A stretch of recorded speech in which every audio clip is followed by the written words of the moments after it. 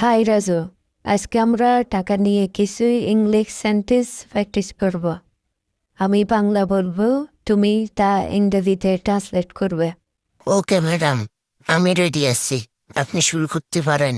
ওকে, তাহলে বলো টাকার শক্তির এর ইংলিশ কি হবে?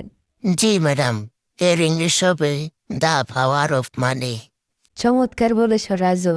এবার বলো টাকা নেই, সম্মান নেই, এর ইংলিশ কি হবে? জি ম্যাডাম, এর ইংলিশ হবে নো মানি, নো রেসপেক্ট। ভালো বলেছ রাজু। এবার বলো টাকা নেই, ভালো খাবার নেই, এর ইংলিশ কি হবে? জি ম্যাডাম, এর ইংলিশ হবে no money, no good food. এবার বলো টাকা নেই, ভালো কাপড় নেই, এর ইংলিশ কি হবে? এর ইংলিশ হবে no money, no good clothes. এবার বলো টাকা নেই, বন্ধু নেই, এর ইংলিশ কি হবে? ম্যাডাম, এটা তো একবারই সহজ। এর ইংলিশ হবে নো মানি, নো ফ্রেন্ডস।